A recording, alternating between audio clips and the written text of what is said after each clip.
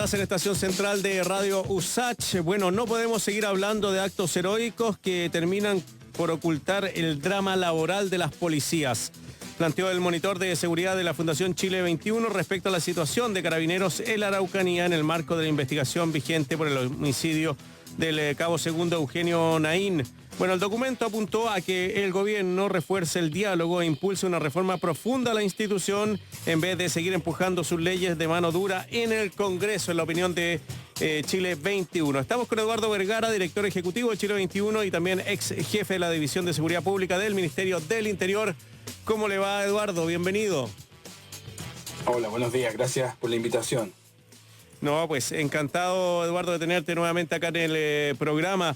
Oye, desde su taller. Claro. Desde mi taller folclórico. ¿Cómo en un taller? ¿Dónde es? Desde el garage. Desde Por supuesto, eso sí, que tienen los, como en las películas gringas, el Porsche ahí con sus herramientas.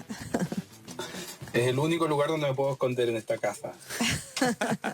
Oye, Eduardo, bueno, tú eres una persona que ha seguido durante años el tema de la discusión que se ha mantenido sobre las policías y la preparación que tienen las policías.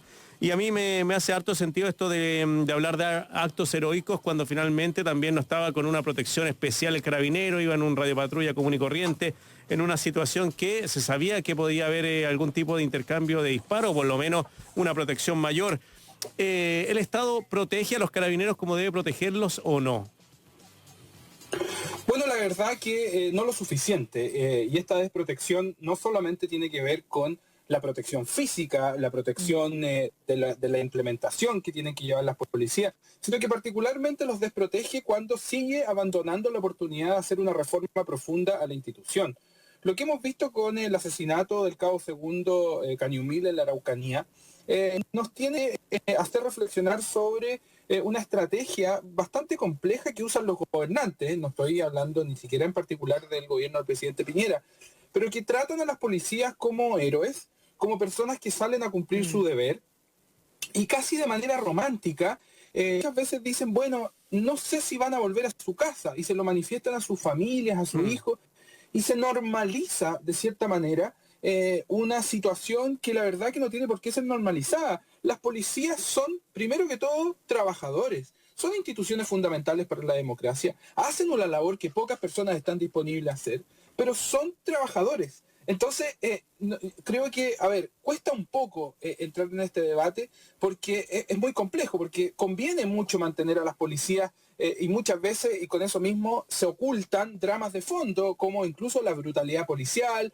la violación a los derechos humanos en las que incurren las policías, pero este manto de este romanticismo hace que ocultemos el tema de fondo, que hay dramas humanos de por medio y que peor aún, Marcelo Lucía, ustedes vieron como el tío de este carabinero, que también es carabinero, hizo algo que no veíamos hace mucho tiempo dentro de la institución policial, que es que él mismo critica a su superior máximo, que es el general director de Carabineros, diciendo que ellos francamente sienten que no tienen apoyo. Entonces, con esto cierro el punto.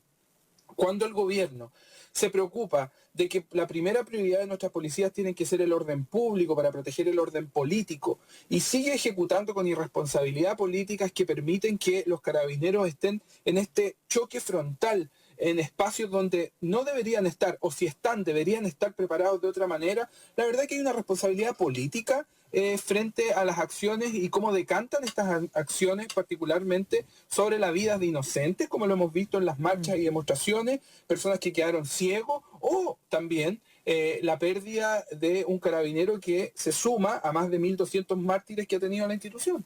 Sí, mucho discurso para enarbolar lo que denominan un acto heroico, cuando en realidad puede haber negligencia de la institución. Y mucho discurso también para no hacerse cargo del problema de fondo, sino que invitar a la gente a condenar. Y que nos quedemos todos en la condena y como de esa forma nos aliviamos de responsabilidades. Tú mencionabas lo del tío, yo recuerdo también la declaración de la tía, que dice lo mataron por mapuche. A él lo mataron por mapuche. ¿Qué es lo que tú crees que está pasando en la zona? ¿Cuántos grupos están actuando? ¿Cuántos diversos tipos de violencia es lo que se está ejecutando? A ver, Lucía, lo que pasa particularmente en la región, no te diría solamente en la región de la Araucanía, sino que en esta macro zona sur, que contempla los ríos, los lagos, Biobío y la Araucanía, es que en general se han invisibilizado una serie de problemas relacionados a la seguridad, porque se habla de este conflicto rural, ¿no es cierto?, la violencia rural. Pero la diversidad de la complejidad del panorama criminal en esa zona es bastante similar a la que tenemos en el resto de Chile. Por ejemplo, la región de la Araucanía tiene de las tasas más altas de violencia intrafamiliar, pero nunca vemos a nadie preocupado de las tasas de violencia intrafamiliar, pero sí la atención que reciben delitos particulares es desproporcionada. Lo que ocurre es que además de esa diversidad de la realidad criminal, existen diferentes fenómenos que están asociados, por supuesto, en su caso a demandas totalmente legítimas y un Estado que no ha sido capaz de encontrar una solución a problemas económicos, políticos y sociales y lo ha hecho solo por la fuerza, a la presencia de grupos de criminalidad organizada, por ejemplo, el robo de madera, muchas quemas, ¿no es cierto?, también están relacionados a estos grupos, tal como en una región como el Maule, la región de O'Higgins, también están presentes estructuras que se dedican al crimen organizado para robar cables de alta tensión, robar cobre, Se ha hablado de robar, narcotráfico ¿no es también. cierto?, madera. Eso, ¿Perdón? se ha hablado de narcotráfico también. ¿Eso, eso también está presente en la zona de manera alta? A ver, efectivamente en Chile, después de que se puso tanta presión en el Plan Frontera Norte, que era un plan donde se pusieron muchos recursos, ese plan está altamente además cuestionado, el fenómeno del narcotráfico, a contar del año 2015-2016, empieza a mostrar una mutación hacia la zona sur del país. En el año 2017 encontramos incautaciones históricas en Concepción, unas cantidades de drogas que nunca antes se habían incautado. Y además la región de la Araucanía, el Biobío, los ríos y los lagos se caracterizan por tener fronteras bastante porosas, donde ha habido efectivamente mayor actividad relacionada al narcotráfico. Entonces, el problema no es que esto no exista y que se oculte, sino que muchas veces lo conveniente es salir y dar un paso adelante y hacer estas conexiones entre diferentes fenómenos criminológicos con teorías políticas. Entonces, no significa decir que no ocurre nada, por supuesto que no significa que no vamos a condenar lo que ahí ocurre, pero tal como tú decías, Lucía, lo que hemos visto además particularmente durante el estallido social hasta la fecha, es que abundan las condenas, todo el mundo sale a condenar, a criticar lo que ocurre, pero lamentablemente no vemos ninguna propuesta real ni acción real que nos pueda llevar a vivir en tranquilidad pensando que este nivel de conflictos no van a volver a ocurrir. Estamos conversando con Eduardo Vergara, director ejecutivo de Chile 21 y también ex jefe de la División de Seguridad Pública del Ministerio del Interior. Volviendo a la situación de Carabinero, Eduardo, sobre todo de la situación laboral dentro de la institución, esto de tener dos escalafones separados donde los oficiales, bueno, pueden subir y ganar sueldos, podríamos decir, de profesionales y bueno, y quedan los otros que son los cabos que no llegan tampoco a tener un gran ingreso. ¿También provoca algún tipo de problema dentro de la institución? Bueno, por supuesto, y lo dijimos al inicio, Marcelo, seguir tratando a los carabineros es como héroes que están disponibles a dar su vida a pesar de todo, es ocultar el tremendo drama interno que vive la institución policial. La reforma, y quienes hemos trabajado por reformas, diferentes políticos, políticas, ¿no es cierto?, parlamentarios, académicos, expertos, lo hacemos porque creemos que la reforma policial no solamente tiene que apuntar a mejorar temas administrativos, temas relacionados con la probidad y la transparencia y por sobre todo el trato que las policías y los policías tienen con la ciudadanía como incluso en algunos momentos la única cara visible del Estado, sino que además las condiciones de trabajo interno. Esta separación, Marcelo, de diferentes castas de carabineros, lo que genera son profundas diferencias de competencia, donde hay carabineros de primera clase y donde hay carabineros de segunda clase. Pero peor aún, cuando la mayoría de la tropa ve que son pocos carabineros de la élite del poder de la institución quienes articulan los casos de corrupción, los casos de robo de dinero, los casos de opción de abuso policial o de omisiones frente al abuso policial, lo que se genera es que terminemos con una declaración como la del tío del cabo segundo que fue asesinado en la Araucanía, que refleja el nivel de drama interno que existe. No podemos continuar con una institución que bajo una jerárquica militar que se define en su primer artículo de la Ley Orgánica Constitucional como una policía militar, perpetúe estas divisiones jerárquicas dentro de la institución, porque lo que hace es fragmentar una institución que además tiene graves problemas con temas relacionados de género. Desde el monitor de seguridad, monitordeseguridad.org de la Fundación Chile 21, trabajamos día a día por obtener información, transparencia respecto a la situación de género. ¿Qué significa ser madre dentro de Carabineros, Marcelo y Lucía? ¿Vuelven ellas a tener la misma posición o el mismo ascenso que tenían proyectado? ¿O hay niveles que te demuestran que la verdad que ser mujer tiene un costo? ¿Qué significa ser una minoría dentro de Carabineros de Chile? ¿Las minorías terminan siendo generales de Carabineros de Chile o siempre se mantienen en el mando inferior y los altos cargos de Carabineros se los dejamos siempre a la élite que entra dentro de la institución? Creo que esas son preguntas que nos tenemos que hacer, particularmente porque se inicia un proceso constituyente en Chile donde vamos a tener la posibilidad de debatir estos temas que muchas veces incomodan a la gente. Sí, no, y además porque genera esa fragmentación que a su vez genera descontrol de parte de las altas esferas y su conexión con las bases, ¿no es cierto?, por darle una jerga política. Tú comentabas esto del problema de los grandes discursos, lo heroico, que comparto contigo. Además, veo también cómo quizás por lo mismo se utilizan esos discursos para invisibilizar todos los otros problemas que están ocurriendo en la zona. Y señalas mucho discurso, mucha condena, pero no se hace nada. Si uno le plantea esto a algún parlamentario o agente de gobierno, te dice, pero esto es porque el Congreso no ha querido avanzar en la ley que le da más facultades a la policía. A su vez, Evópoli ha propuesto ahora un ministro encargado de la zona. ¿Esas cosas resolverían el problema o tú crees que hay que avanzar por otros caminos? Mira, Lucía, además, perdona que quiera decorar tu análisis, porque creo que hay un punto que también es relevante ahí que no se ha dicho.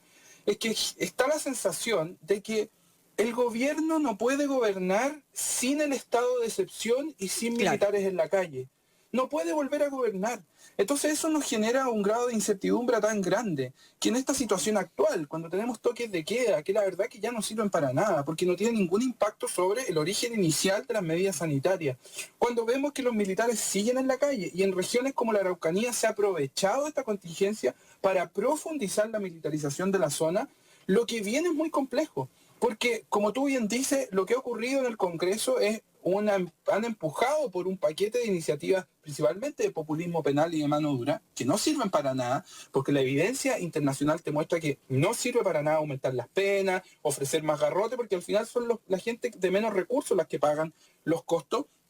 Pero eso le sirve al presidente de la República para decir, bueno, pero aquí necesitamos apoyo en el Congreso y el Congreso no nos apoya. Cuando el presidente dice que hay una reforma policial en el Congreso y que necesita apoyo, el presidente falta la verdad, porque esa reforma no existe.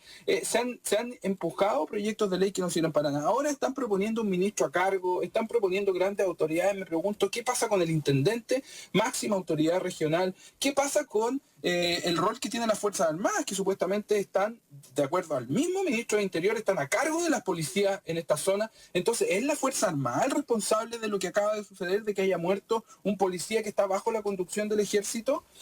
Pero además, hay un encargado de seguridad macrozonal que con bombos y platillos el presidente lo nombró hace meses atrás. Y además está la presión indebida y la extorsión en la que incurrieron los camioneros de Chile cuando empujaron una lista corta de medidas que tenían que pasar y hasta el momento no pasa nada.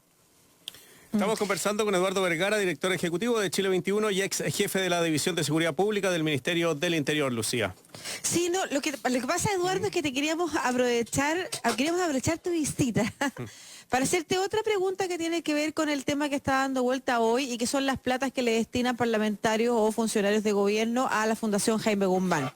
Y queríamos entender si es la misma lógica que hay detrás de los aportes que se pueden hacer a otros centros de pensamiento y que pertenecen a sectores políticos también, como el caso de Chile 21. ¿Operan de la misma forma o hay una diferencia? ¿Tú nos ayudarías a entender eso, también a explicarnos un poquito mejor si pertenece al mismo? Dale, por favor. Sí, lo que existe es lo siguiente: hay un marco regulatorio y nosotros en la Fundación Chile 21, cada vez que hablamos con un actor externo, los derivamos a un link bastante destacado en nuestra página, que son los 10 puntos de transparencia y probidad que tenemos y que definen cómo nos relacionamos con diferentes actores.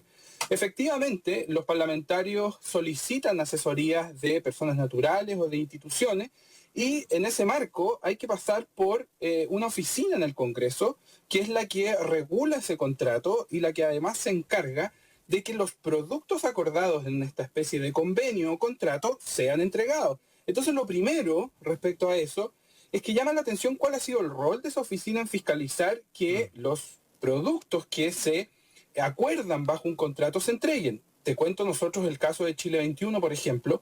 Cuando hacemos asesorías parlamentarias, cuando nos solicitan hacer algún convenio de cooperación, definimos los productos, definimos cuáles son las actividades y las acciones, y eso se remite a el Congreso para que sea la oficina, que no me acuerdo cuál es el nombre, la que defina si es que ese contrato, ese acuerdo, tiene vigencia o no. Y si ahí tiene vigencia, se ejecuta y se firma, y hay que entregar productos. Entonces, yo la verdad es que encuentro un poco complejo el hecho que salgan a la luz este tipo de práctica, porque al menos la experiencia que hemos vivido nosotros es que es bastante complejo entrar a ese registro de asesores, es bastante complejo entregar todo, porque quienes tenemos disposición a hacerlo de la forma correcta, la verdad que somos muy rigurosos en lo que se entra. Nosotros hemos hecho convenios, por ejemplo, para hacer conversatorios, para hacer seminarios. En el marco, el año pasado,